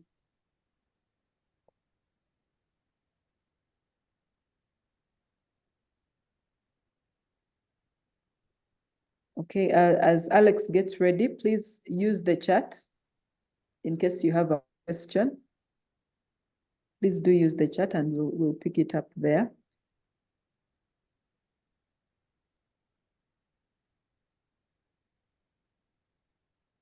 Okay, Ruth, I'll need your support here. I don't know if there is another hand up in the room. Yes, Dawn. Yes, we have Dawn. Okay, Dawn, are you able to speak? Alex will give you time to resolve, but in case you're not able to, please use the chat. Yes, Dawn. Good morning. Good Thank morning you to for you. all these beautiful insights. With due respect to time, I want to dive in and appreciate all the presenters for their brilliant insights about emotional intelligence. My take is that I have quite some good experience in working with local organizations, and you find that even if you got the best person who understands this area very well and running the HR office very well, the key thing is that the owners of such big organizations, which I wouldn't like to mention names, most of them, I can say up to 90%, can't practice this. And the key issues underlined, even having had all this knowledge, is they may lack leadership support. I've seen a very good HR approach from Kenya come to Uganda, running in a local organization, and their hands are tied, whereby even an employee gets an accident but getting compensated, they struggle. Poor organization culture, I can't go without mentioning that. Inadequate training and development. If you don't train your employees to understand emotional intelligence, practicing it becomes very difficult. You know, mismatched incentives. You know, most of these local organizations, there's a lot of nepotism, who knows in terms of getting the job. And people get mismatched incentives. So how am I going to be motivated? Even the HR hands are in the same position are tied. You know, whereby I've been working for an organization for over 6 years. They bring a supervisor, supervise over my job. I'm the one training them everything they're going to do, and they're getting 2 times what I'm getting. I'm going to be motivated. Yeah. When you talk about self-awareness, I'm very aware this guy that brought me knows nothing apart from having a master's degree. I'm training them everything they're going to supervise over. They're getting 3 times how much I'm getting. So where's the relevance of emotional intelligence here? I'm referring to the top. I talk about poor communication channels. I talk about high turnover rates, inconsistent application of all these benefits, and I can speak over it. And I know with what I've said, without mentioning names of these companies, we are all aware that this is what is happening. So whatever we discuss, its application, people's hands are tied in institutions, in local organizations, the ones we call very big organizations here in Uganda. Yes. Don, thank you. Thank you very much for those insights. Joseph, I hope that you are picking on what his query is, because I'll invite you to respond. And as you respond to Don, please also touch on this one. How can organizations assess the different levels of staff EQ levels, especially leaders, as a baseline to foster the required change in any given organization? So Joseph, I'll invite you to respond to the question I've just read out and what Don was raising. Yeah, thank you very much, Caroline. I think it's imperative that organizations groom and grow leaders intentionally through a need to have high levels of emotional intelligence. It's not enough to be brilliant. Maybe I'm not picking on any particular profession, but let's say being a good software developer, it's not enough to make you the best head of engineering in the organization or the best head of IT. There has to be, Pheona mentioned it in her presentation, there have to be intentional ways in which we incorporate hard skills, functional skills, which probably could go up to 80% or 70% of the requirement, with essential skills. Essential skills are sometimes referred to as soft skills, but these are skills that are relating with social skills, people skills. You know, we have intelligences, different intelligences. There's gender intelligence. I'm a man. If I'm supervising women who work in my entity or who work in my organization, in my department, am I empathetic to the fact that every so often they might have need for a day or two off? Am I empathetic to their needs as members of the opposite gender, in a sense that I understand? I may not know exactly what they're dealing with, but I'm not inquisitive to know what exactly it is they're going through. If I'm a woman at the same time, if I'm the leader and I'm a woman and I have men that I'm leading, that I'm supervising, gender intelligence is all part of emotional intelligence, is ability to understand across the divide and to show people that you understand them, that you empathize with them. So I think it's not enough to simply emphasize the need for leaders to have academic qualifications. Those job descriptions are good. I'm in HR. We're the ones who write them together with new line managers. It's important, but it cannot be overemphasized. Intelligence. If a leader is a bully, I just saw a message in the chat group of it's a very unfortunate message from one of our participants who is a chef, who said that she was working 7 days a week, I believe 12 hours nonstop, and eventually she quit because of the lack of emotional intelligence on the part of the leaders. So, yeah, I think I'll stop at that. I'll allow my other colleagues as well to chip in. Yeah. Kara, we have Thank you Rika's very hand much. up. Okay, thank you very much, Rika. I see your hand. Thank you very much, Joseph. I think I noted that even as we do recruitment, there has to be a check or an assessment at that point, even beyond the skills, on top of the skills that are being looked out for. So very interesting insights. Thank you. And I'm glad that we have human resource professionals on call with us. So thank you very much for those. Rika, I see your hand up. I had a question I wanted to pick on quickly to Professor Monica. Jackie asks, how can I prepare my teenage girls to remain emotionally intelligent in the face of both information and AI age? Thank you very much. I think one of the things to think about is sometimes we overshield our children. I know that some people have made a choice, for example, that their children will never watch TV until they go to university. And these are real people in Kampala, in Uganda. Or you do not allow them to use the internet and so on. I think the alternative way to approach it, and I'm not saying the other way is wrong, but the alternative way to approach it is to go there with them. To go there with them, there's something we call media literacy. Talk them through about how the media operate, what their motivations are, the profit motive especially, and therefore what they should take with a pinch of salt. So that when you're not there and they are watching these things, they are at university, they remember the things you talked about and have a sense of evaluation.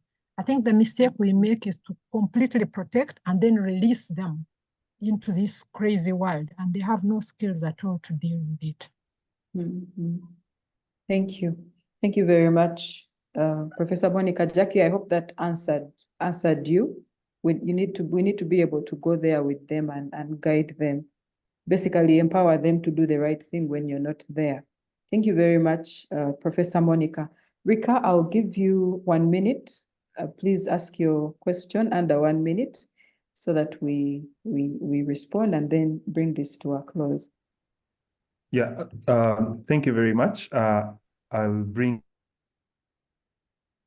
my perspective in maybe 3 ways in terms of emotional intelligence, speaking from what Professor and Ajal, along with Coach Caroline, have said. I think handling criticism relates so much in terms of how a leader is composed to listen and have a clear understanding of their team members' perspective, which relates to what I think Ajal said at the beginning of conflict resolution. How are you there to ensure that your team members are at par? This morning I had a session whereby members were saying that conflict sometimes is healthy if it's healthy conflict, addressing a simple cause.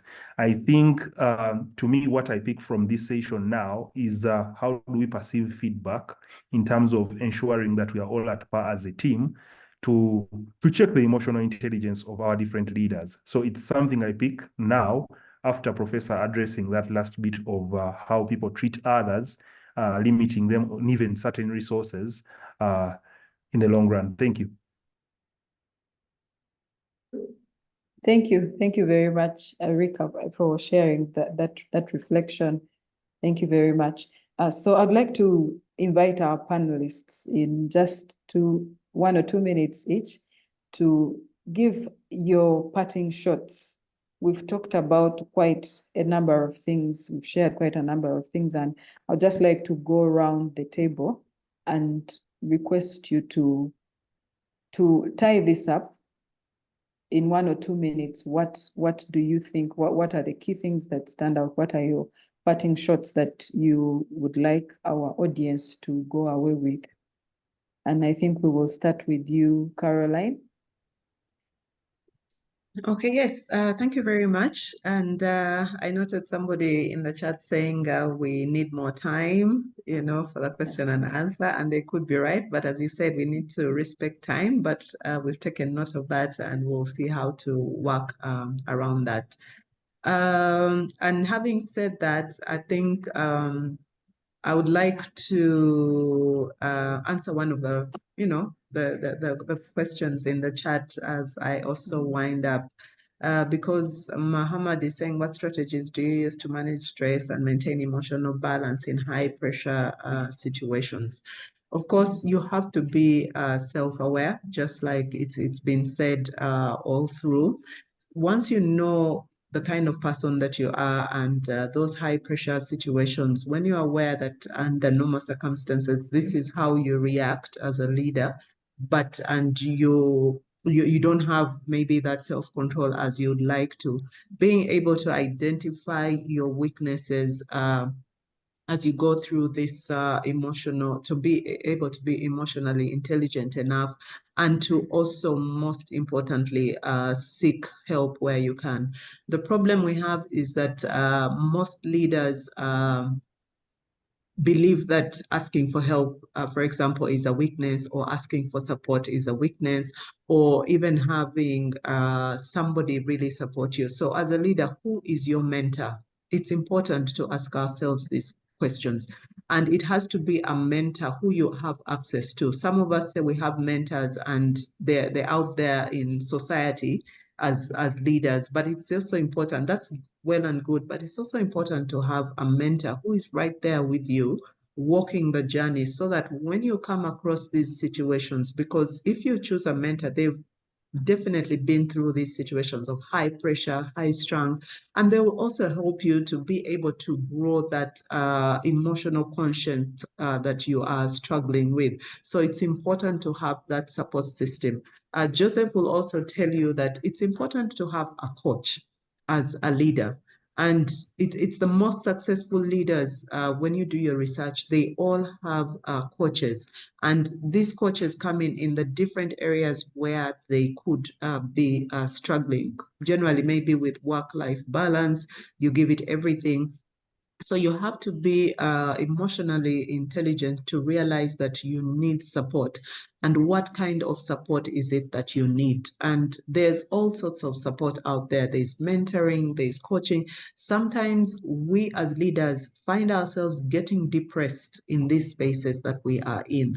So if you find yourself that you're actually getting into depression as you try to meet the targets, as your people you're leading have different needs that they have, and you also want to meet them, you have to be emotionally intelligent enough to say, I actually need a counselor, or I need to see a psychologist. There is no shame in that. So once you're emotionally intelligent enough and self-aware enough to say, how do I motivate myself out of this situation? So it's important that we be able to be self-aware and appreciate the need for support, appreciate the need for help, and what it is that you give yourself as a leader when you're emotionally intelligent. You must be mindful that the same people who work with you as a team to be able to deliver could and most probably need the same help that you are getting for yourself. So it is, what are you doing for yourself, but what are you also doing for your team, that you're emotionally intelligent enough to know that as a human being, as you go through these processes to be able to deliver on the organization targets, and to be able to deliver in the different spheres of your life, so that everything is really going well, or you're trying to bring it up to a balance that works for you, your employees are also trying to do the same. So what you're doing for yourself is what you should also be doing for them, so that you now hold them accountable to be able to meet the targets, because you're also feeding into their personal and professional growth and meeting their personal and professional needs. Thank you. Mm-hmm. Thank you. Thank you very much, Caroline, for those. We do need a support system as a leader, and also to ensure that what we are doing for ourselves, we are also empowering our team to receive the same support, so that we can all win. Thank you very much. Joseph, I will invite you to give your parting shots And as you do, I think you need to touch on this one. It was directed to you specifically. When you talk of 68% of successful top performers having high EQ, how do you define the success? Someone asked the question, how is this success measured? Thank you very So much. please tackle that as you give your parting shots. Thank you very much, Caroline. I think I'll probably just use that as actually my parting shot, since it has been asked in the body of the webinar. Success is defined as ability to get results, but in doing that, to have a deep sense of satisfaction. There are many people with highly, seemingly good results, but extreme depression. So that's not success. There are many people with extremely high-performing companies, with very good bank balances and EBITDA and all of that kind of, beautiful, rosy-looking numbers. They are turning over a leaf after a leaf after a leaf. Every year they are growing by exponential digits, double-digit numbers of, top-line revenue growth, EBITDA, revenue, top-line revenue growth, and so on and so forth. But at home, they're on the fourth divorce. Nothing is working seemingly because they never seem to concentrate on the relationships that truly matter in their lives, which is their spouse and their children, truly speaking. So can they be described as successful? No. I like to be a bit controversial sometimes. You're known in every society, every Rotary club, every golf club, but at home, your children last saw you 4 weeks ago, and they think you're the uncle. You're a high flyer. You have frequent flyer miles. You're always, all the big airports in the world know you. You go through business class, there are lounges, you take a shower, you get caviar, you get champagne. But your kids last saw you 7 weeks ago. Are you successful? That's a challenge. I'm not giving an answer. I'm just asking a question as well and giving that as my parting short challenge to all of us. Thank you. Wow. Thank you very much, Joseph. I think for me, it's summarized as what you said. You're achieving results and you're also having a deep sense of satisfaction, and emotional intelligence plays a key part in ensuring that we are succeeding all around. Viola has a question. Can you win it all? Something to think about. I'm hoping I'll leave it to Pheona and probably Professor Monica as you give your parting shots to touch on that, to respond to that. But ladies and gentlemen, thank you for joining this conversation. Indeed, we could have taken even 4 hours to go deeper. There is always a lot that we can touch on. But in case you would like to build up on it, in the coming week, as Leading Boards Africa, we run a program for new and middle managers called Follower to Leader. And we touch on a number of things to empower you to lead better. Ruth will be sharing a detail as we conclude, but I would just like to interest you in taking on that program and signing up your team. It's only an investment of 300,000 shillings, but it will be worth every penny that you spend on it. So in case you're interested in delving deeper, that is an opportunity for you to take up. So Pheona, quickly over to you, and please respond to Viola's question. Can you win it all? Thank you so much, Caroline, and everybody. It's been a great time engaging with you all. Can you win it all? Of course not.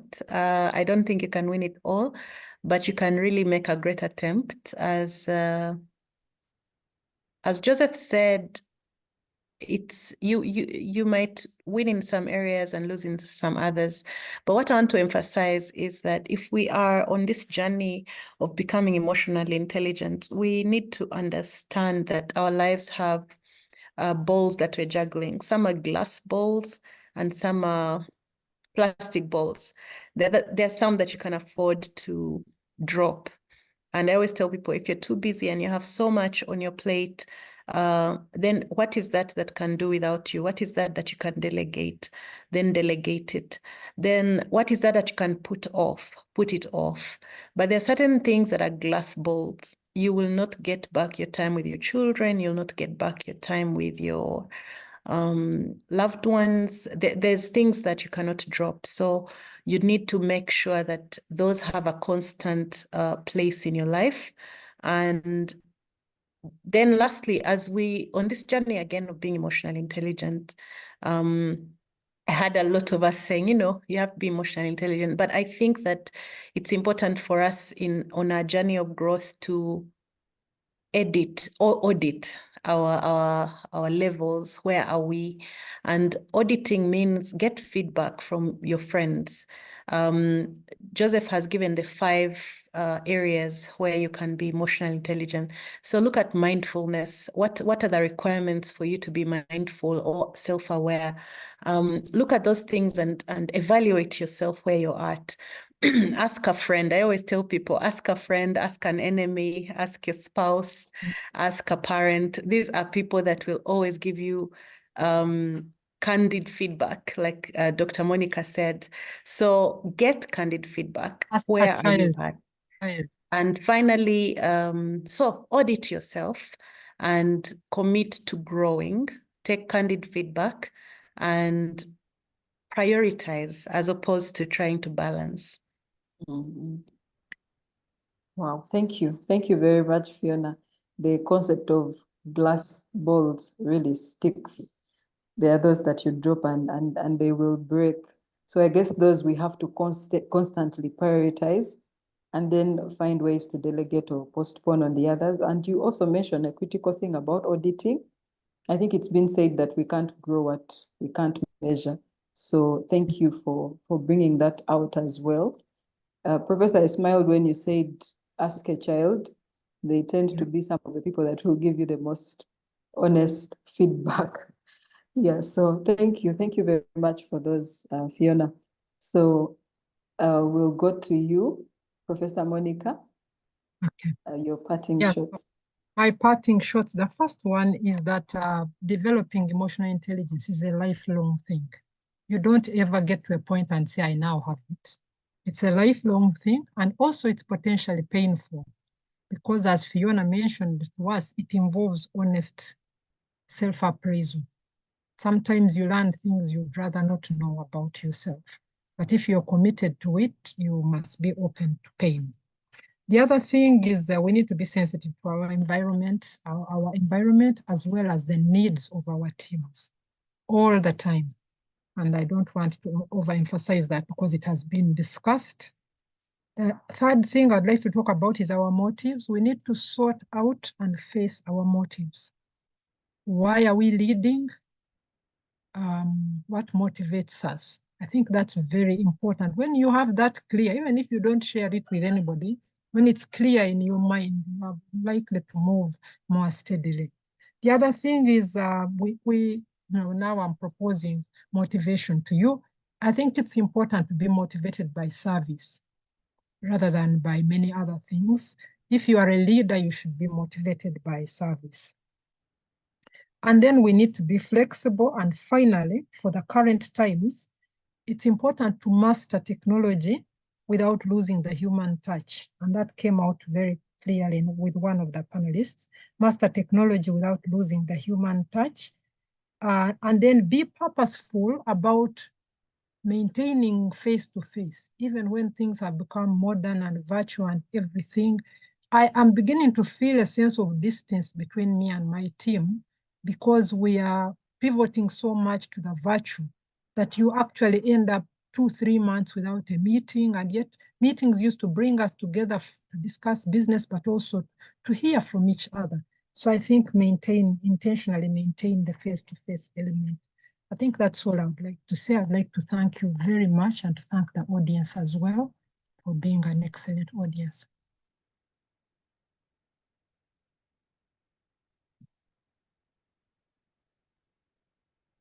It is a lifelong journey.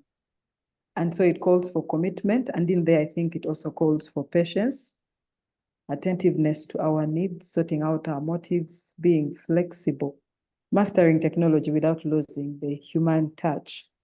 Thank you very much for those nuggets, Professor Monica. Ladies and gentlemen, please join me in appreciating our panelists for the day. Thank you so much, Joseph. Thank you very much, Fiona. Thank you very much, Professor Monica. Thank you very much, Caroline, for the time that we have shared with you, for the great insights. I believe that we have picked on a number of things. This has been really impactful, and I am confident, even as I've seen in the chat, that our leadership is going to be transformed. And so just as we conclude, I just want to re-echo again the 5 keys: self-awareness, self-regulation, motivation, empathy, and then social skills. I'm hoping that you can remember this even as we continue to grow our emotional intelligence. Thank you very much, our audience. Thank you very much for joining us. And just to bring our session to a close, I would like to invite Ruth from Leading Boards Africa to tell us a bit more about the Follower to Leader program, and then we'll bring this to a conclusion. Ladies and gentlemen, thank you very much for joining this conversation. My name, once again, is Caroline Watelo. I'm a communication specialist and currently work with Leading Boards Africa as a leadership and personal development trainer. Thank you very much. Over to you, Ruth. All right, thank you so much, Caroline. Thank you to our panelists for the great conversations that they have facilitated today. Please confirm if you can see my screen. Yes, I can see. We can see it. Great, thank you. So just a bit about the Follower to Leader program. In the interest of time, we're really targeting new and middle managers for this online leadership bootcamp. And if you're wondering exactly what it is all about, it is an online leadership training program that, like I mentioned earlier, is targeting middle managers, new managers to develop your skills and drive team performance. And like we have noticed from the conversations that have been going on in the webinar, transforming from being a leader, being told what to do all the time, into a leader is something that is very challenging, especially when you do not have the right kind of support. Which will definitely lead to potential dysfunction, of the team you're leading, and in the long run, the organization that you're working for or working with. So the aim of this program is to bridge this gap by equipping our new and middle managers with the leadership skills through this 5-day high-value packed bootcamp. And so the program runs in such a way that we have practical sessions, presentations, panel discussions, projects and targets, and projects that are really going to be relatable to these new and middle managers to help them understand how best they can become better leaders and come from that mindset of being a follower into an actual leader, that will help us build profitability and sustainability for our different organizations. So what we are targeting to do through this course is to transition all our participants into a leadership mindset and helping them improve their capacity as leaders to lead themselves, but also their teams, hence increasing productivity and also efficiency for the different organizations that they're working out. And after you enroll for the Follower to Leader program, we expect that through the different sessions, the projects, the presentations, the sessions, that you'll be able to transform from being a follower into a leader to maximize through maximizing your workplace relationships. You'll be more confident in the skill that you possess and being able to share the same with the people that you work with, being able to build strong teams, and also you have the ability to make decisions, not just any kind of decisions, but be able to make strategic decisions that will lead your organizations to the next step. And above everything else, you'll be able to prepare yourself better for higher leadership roles within your organization.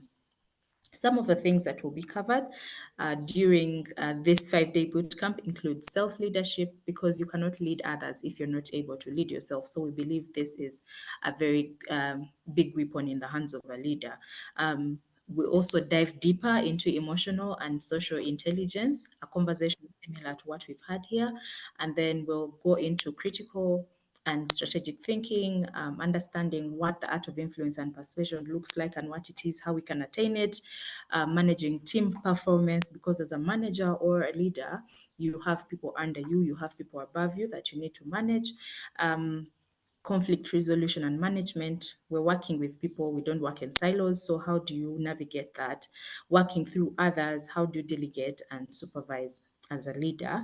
And then the concept of 360 degrees leadership. So how do you lead your manager, someone who is above you, or your boss? How do you lead across working with your peers? And then how do you lead working with your subordinates? Then we shall go into an aspect of executive presence, because as a leader, you most definitely be interacting with people of high profile in the career world, in the business world, and everything else. So how do you present yourself? And last but not least, we shall also be looking into how we can advance you from being a middle manager or a new leader or a new manager into a senior leader.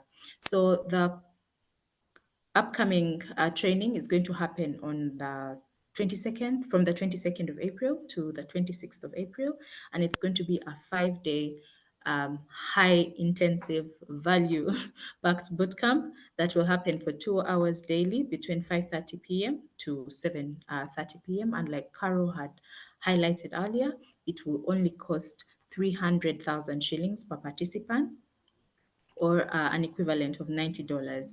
And so we are calling upon all change makers in the different organizations. If you are a leader who wants to come from that position of just being a follower, waiting for someone to tell you what to do, and you want to learn how you can be proactive, how you can lead yourself better so that you can influence others, to creating better change in your community, but also the organizations that we work in, we believe this is the right place for you to be. We've shared the links in the chat.